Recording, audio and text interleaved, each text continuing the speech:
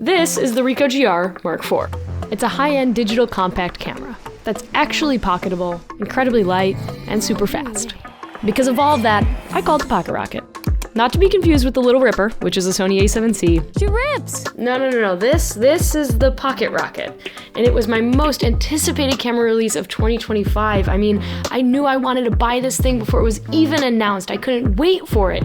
But now that I've taken 1,000 photos with it, has enough changed to justify its $1,500 price. I'm Becca. Hey, tick outside. Let's talk GR Mark IV. From Mexico to New York City, on the subway, the GR4 has gone everywhere I've gone, seen everything I've seen for the last 3 weeks, and never once did it feel like a burden. In fact, I've been excited about bringing it everywhere. It's small and unobtrusive when I don't need it. It powers on quick, shoots reliably when I do, and the lack of an articulating screen will inspire you to just shoot without looking, sort of ninja style. And when it comes to image quality, for this camera's size, it is sharp as hell. But there's also this sort of grain to the image, especially at higher ISOs, of course, that reminds me a bit of the Canon 5D.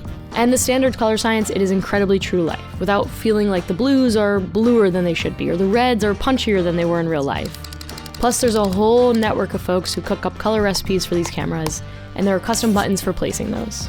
Although in my time with this camera, I have been addicted to shooting in black and white. I'm talking that high contrast, higher ISO, so it kind of has a bit of a grain to it. So shout out to Ricoh, who has announced that the next iteration of this camera, due early next year, will be dedicated black and white shooter.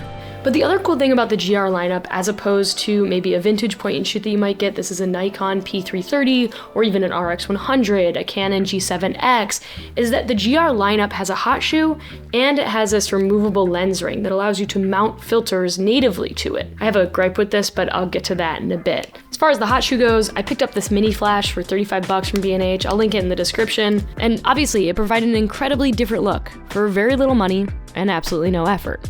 Now, some of you might rightfully be thinking, Becca, everything you just said, you could say about the previous generation, the Ricoh GR Mark III.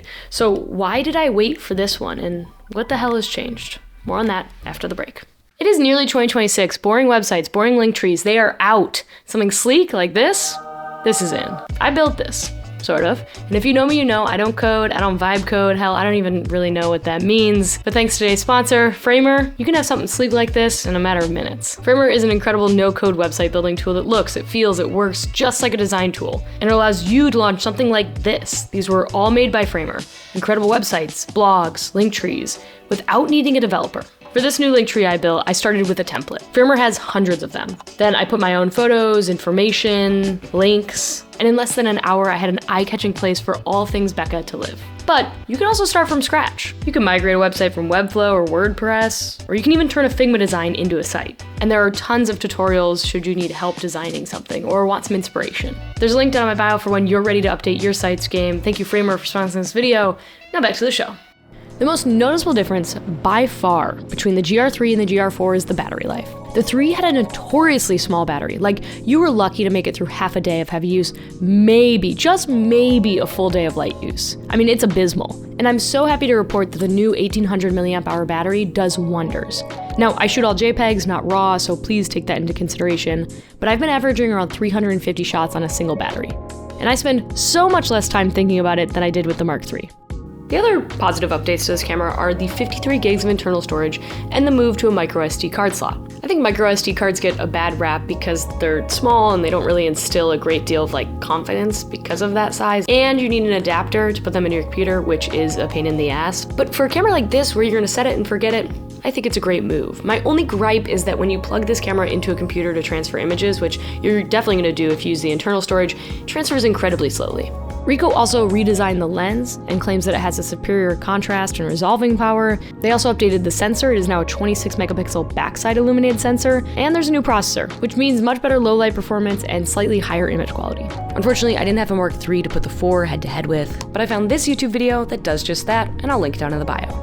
There's also improved in-body image stabilization, and there's 2 new buttons that you can customize to whatever you like, but I kept as exposure compensation. They're great to have, but a little too easy to push. You see, this is exactly where your thumb rests. So there's been a few times when, I'm just holding the camera down, I go to take a shot only to realize that my exposure compensation is rocketed up by 3 stops. But I will take any extra buttons and dials, so I appreciate this. just gonna take some getting used to. But then there are some things that haven't changed. The beauty of the GR is that its lens retracts, and it becomes incredibly small. But that great feature also invites some problems. The first is that this camera isn't and has never been weather sealed, leading to dust getting onto the sensor with no way to clean it. And with the GR3, I slipped and fell into some mud, and I got dirt underneath this dial, and I was never able to fully get it out. So when I would turn it, I would hear it crack. With the GR4, I already saw this issue of a lens not retracting. And personally, I experienced a glitch where the camera wouldn't turn on. So I popped out the battery, put it back in, and then I was good to go. Another complaint I have is with the screen, which is exactly the same as the Mark III. To keep the size down, the back screen is fixed, which is totally fine, but it's also highly reflective and it's not super bright, meaning that even if you are directly behind it, but you're in bright light, you're probably gonna have trouble seeing it. It's also just not super high res, so you won't understand the sharpness of this lens by just looking at the preview of the photo on the camera. Lastly, the autofocus is fine. There is face detect, but it needs to really clearly see a face to work. And in low light, there's still a great deal of hunting that happens, especially if you don't have the assist light on. For all the badass zone focusers out there, this is not a problem, but for me, I'm just not as cool as you yet. And then there's video. You know, I'm happy that the video option is there, because if it wasn't there, we'd all be like, oh my God, I can't believe you can't shoot video with this thing.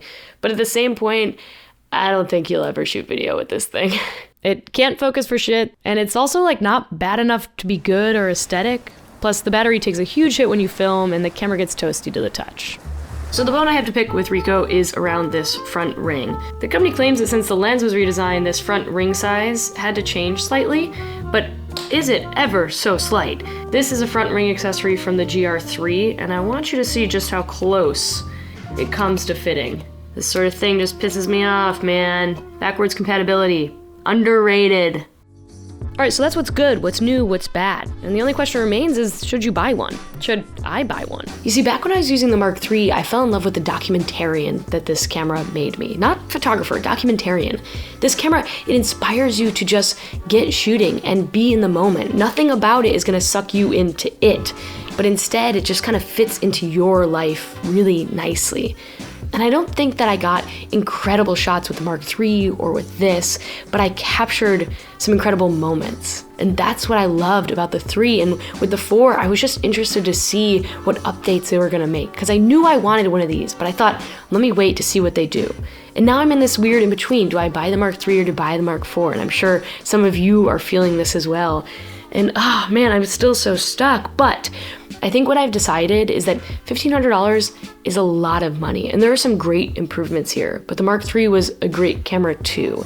And so I think I'm gonna buy a used Mark III for a little bit less money, and I'm gonna see how much I actually use it. If I'm really liking it, then I think I'm gonna upgrade to the 4. So if you have a 3 and you love it, well, then yeah, upgrade to the 4. But if you're new to this lineup, I don't know, it might be worth trying out a 3 first. I'm Becca. I'd love to know what your thoughts about this camera are, the Pocket Rocket as I call it, because it's fast and it's quick and it's small.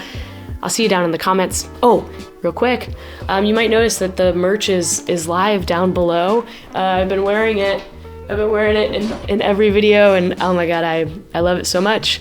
I wear my own merch every day, which I don't know if that's like egotistical. I don't think it is, because I think my merch is cool. But anyway, it's live down below. Okay, that's all I gotta say. I'll see you in the next one.